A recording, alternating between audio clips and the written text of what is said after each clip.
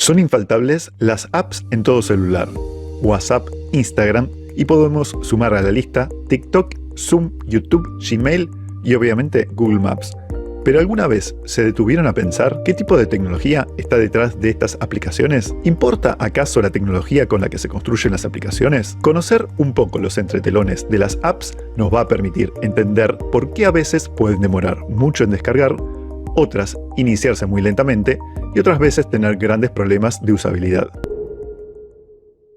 Dentro del abanico de soluciones de software que pueden accederse desde un celular, podemos trazar una línea que va desde las aplicaciones web hasta las aplicaciones nativas. En el medio vamos a encontrar otras opciones que combinan algunos aspectos de estas dos posibilidades. Veamos qué significa cada cosa. Primero, ¿qué son las web apps? Son aplicaciones que podemos googlear y acceder mediante un browser o navegador como puede ser Chrome, y en general la mayoría de estas aplicaciones se adaptará a los diferentes tamaños de pantalla, permitiéndonos utilizarlas en diferentes dispositivos. Ejemplos de este tipo de app pueden ser Facebook, Google Docs, Netflix o Trello. Es un concepto erróneo separar las aplicaciones web y páginas web a nivel técnico. La diferencia es su objetivo funcional y no la tecnología con la que se construyeron. Como programador puedo armar una página web con las mismas herramientas con las que podría armar una aplicación web. Por detrás, las tecnologías son exactamente las mismas: HTML, CSS y ECMAScript, comúnmente mal llamado JavaScript, más alguna tecnología de servidor. Estas herramientas vendrían a ser los ingredientes básicos, pero los desarrolladores nos solemos valer de librerías y frameworks que combinan y potencian estos ingredientes en recetas probadas que nos resuelven muchos detalles.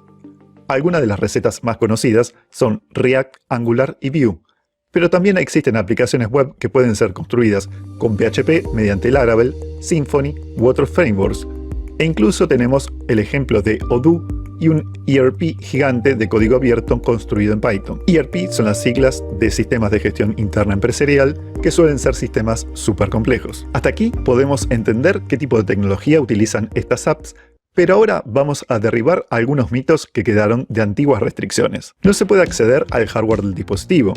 Funcionan solamente online. No respetan las líneas de diseño estándares. No pueden instalarse. Esta información se basa en limitaciones reales que tuvieron estas aplicaciones por mucho tiempo, pero hoy no son más que mitos. Vamos por el primero de los mitos.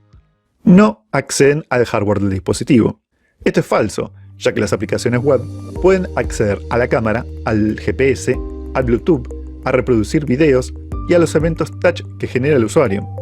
Quizás quede alguna característica muy particular sin acceso, pero la mayoría está cubierta perfectamente. El segundo de los mitos. Funcionan solamente online.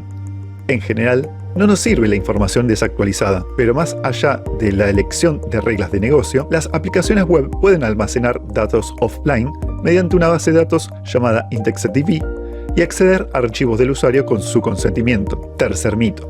No respetan las líneas de diseño del sistema operativo. Puede ser que al construir una aplicación web se decida seleccionar las guías de diseño de Android, llamadas Material Design, o los lineamientos de iOS.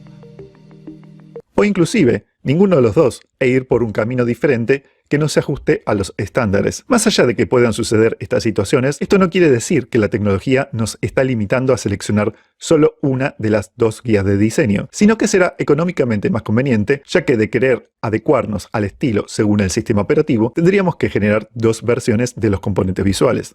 Inclusive, hoy en día no es más que una decisión de diseño o el desconocimiento de las herramientas por parte del equipo de desarrollo el hecho de que la aplicación no cumpla exactamente con lo que Material Design o iOS, según sea el caso, estipula. Existen toolkits, conjuntos de herramientas como Material UI para React, que se ajustan en forma prácticamente exacta a cada detalle visual. Vamos por el cuarto y último mito. No pueden instalarse. Acá debo reconocer que en el sentido estricto es verdad que una aplicación web no se instala en la misma manera que una aplicación nativa podría hacerlo, pero mediante la tecnología de las PWA, Progressive Web Apps o aplicaciones progresivas, el usuario al ingresar por primera vez a la aplicación será consultado si quiere agregar el icono de la aplicación a la pantalla de aplicaciones del celular, y luego se agregará el icono de acceso al igual que cualquier otra aplicación, sin notar ninguna diferencia, e inclusive podremos ocultar el navegador a la vista del usuario. ¿Qué quiere decir esto? Al ingresar, el usuario no verá la típica barra superior que aparece la URL, la dirección de la página web, y hasta podremos cambiar el color de la barra de estado del celular al color del tema principal de nuestra aplicación. Ahora que ya sabemos todo lo que puede hacer una aplicación web, vamos a comprender qué es el otro tipo de aplicación, la aplicación nativa. Apps nativas. Tanto Android como iOS son dos sistemas operativos, así como lo es Windows para las computadoras de escritorio. Los sistemas operativos tienen como finalidad ser un intermediario que le permite a las apps manejar de la manera más completa posible los dispositivos donde están instaladas. Por lo tanto, Android hará el mejor uso que se pueda hacer del Samsung donde esté instalado y iOS optimizará al máximo los recursos del iPhone. Por sí solos, los sistemas operativos no realizan demasiadas acciones, sino que son un puente que permite a las aplicaciones finalmente hacer uso de esas capacidades. Estas aplicaciones o apps deben cumplir con ciertos requisitos para que el sistema operativo las entienda y les permitan ejecutarse correctamente. Deben estar construidas con las API adecuadas. ¿Qué son las API? Para explicarlo sin muchos tecnicismos, son herramientas, elementos de programación que el programador debe conocer para construir sus desarrollos. En Android tendremos una API diferente de la que tenemos en iOS, por lo tanto un programador experto en Android puede desconocer por completo la API de iOS. Inclusive los lenguajes de programación estándar serán diferentes, que no es exactamente lo mismo que la API. Por ejemplo, en Android nos dicen que debemos utilizar Java o Kotlin, y para iOS nos indican que será necesario utilizar Objective-C o Swift. Pero, al igual que en el caso de las aplicaciones web, aquí también tenemos otros mitos. Es un mito que no podemos hacer una aplicación nativa para los dos sistemas con el mismo código y un único esfuerzo. Sí, podemos desarrollar aplicaciones nativas que corran en ambas plataformas. En efecto, podemos desarrollar con el mismo código dos aplicaciones que correrán en forma nativa en iOS y en Android mediante, por ejemplo, Xamarin con lenguaje C# y, depende del grado de reutilización que queramos hacer de nuestro código, podemos desarrollar la capa visual con Xamarin Forms y será 99% del código compartido entre ambas versiones. Otra opción muy utilizada para juegos es Unity, que también con C# permite generar aplicaciones compiladas a nativo con la mejor performance gráfica. Un conjunto de herramientas aún más reciente irrumpió con toda fuerza y se impuso: Flutter con el lenguaje Dart. Con este toolkit podremos, con la misma base de código, al igual que con Xamarin, generar aplicaciones que correspondan a los lineamientos visuales de Android, Material Toolkit, o iOS, Cupertino Toolkit. Dentro de este nicho de herramientas que permiten generar aplicaciones 100% nativas con una misma base de código, Flutter, Xamarin y Unity no son las únicas, pero a mi entender sí son las opciones más importantes. Dejé afuera de este podio a React Native, que si bien es interesante por montarse sobre una excelente librería para aplicaciones web, React es un poco más limitada a la hora de compartir exactamente el mismo código entre plataformas. Entonces, acá hemos derribado otro mito casi sin notarlo. Podríamos generar aplicaciones nativas con lineamientos de diseño de Material y correrlo en iOS, también al revés, y obviamente podemos generar aplicaciones nativas que no se correspondan con ninguno de los dos conjuntos de reglas de UX y sean totalmente creativas, por ejemplo con Unity o Android NDK. Antes de terminar con las opciones a nivel nativo, cabe aclarar que sí existen algunas diferencias menores entre una aplicación nativa que se haya hecho con las alternativas o las herramientas oficiales, por llamarlo de alguna manera, pero se tratará en general de pequeños detalles. En todo caso, a pesar de estas pequeñas diferencias, nada les saca a Flutter, Xamarin o Unity el privilegio de autoproclamarse aplicaciones nativas. Apps híbridas. Por último, entre medio de las variantes de apps nativas y web apps, encontraremos a una especie de aplicaciones que toma prestadas características de ambas, las aplicaciones híbridas.